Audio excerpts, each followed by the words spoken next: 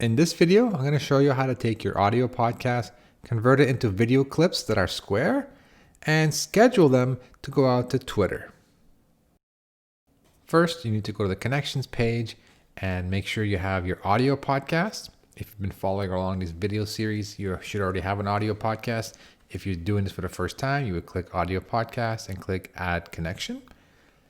Then you want to add a Twitter connection. So I'm going to choose Twitter from the list. Say add connection, give it a name, say connect.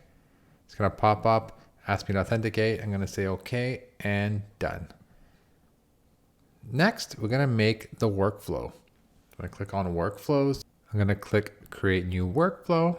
I'm going to give it a name. It's going to be podcast to Twitter square, because we're going to make them square videos, and they're going to be snippets or clips. I'm going to say next, choose my input. It's going to be an audio podcast. Next, convert audio to video. That's perfect. And this time I'm going to choose snippets. So Twitter has a limit of 2 minutes and 20 seconds. So we want to stay, ideally under the 2-minute mark for each of the clips. I'm going to say next, choose an output. I'm just going to choose Twitter. And that's it. So if I click on view episodes, I should see my entire podcast, and you'll notice, just like the previous videos, all my clips are automatically showing up here in Repurpose. So as a reminder, these are the clips that I set up when I created and uploaded my podcast episode to my podcast host.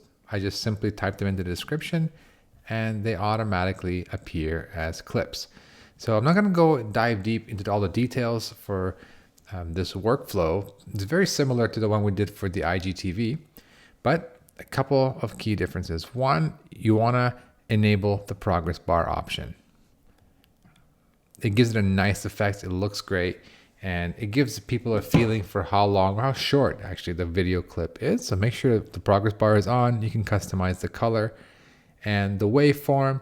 You can also customize its color here as well. So I want you to make sure you choose square, and I want you to pick either a template or upload your own template. If you're not sure how to do that, you can click and download our specs from here. So I'm just going to click here and just show you what a template looks like. It's a square video. It has a title on top. It has the waveform. It'll have a progress bar also inside of it if you have that option turned on. It shows your episode artwork or your podcast artwork, depending what you've uploaded to your podcast host.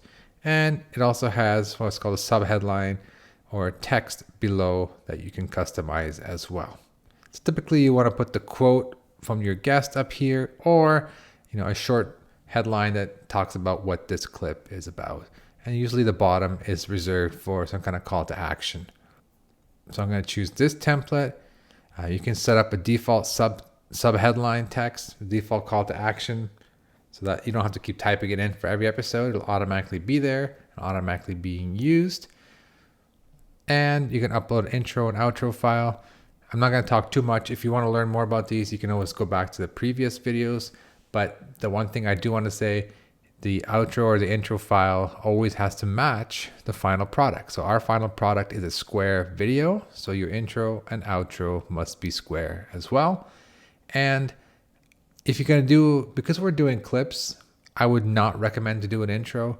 I would recommend, if you want to do anything, do an outro file, a short video of you talking, or an image that has a call to action. Maybe something like, to listen to the full episode, subscribe to our podcast, and put a picture of Apple Podcasts or something along those lines. So do an outro, not an intro when you're doing clips. That's just my recommendation. The default snippet time is 1:39, which is just under the 2 minutes 20 mark.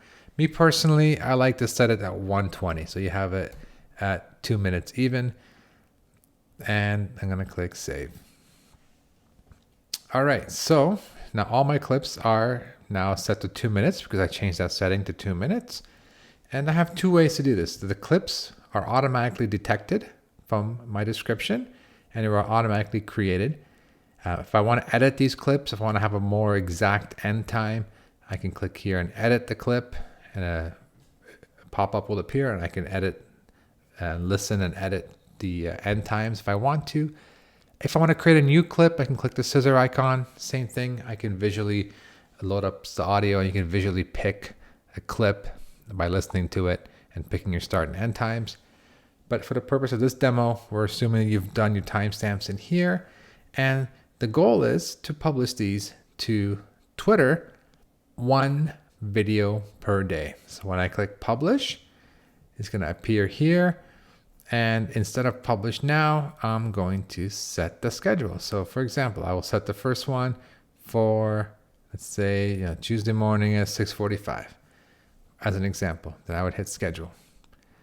Then the next one, I would schedule this one to the following day, etc. So the goal here is you're not publishing all these 5 clips in the same day. The goal here is to publish 1 per day. And that's why we picked 5 clips when we created our episode. After a few minutes, now they're scheduled. You can hover over the date to find out exactly when they're going to be published. And you can click the icon to open up a preview of the video in a new window.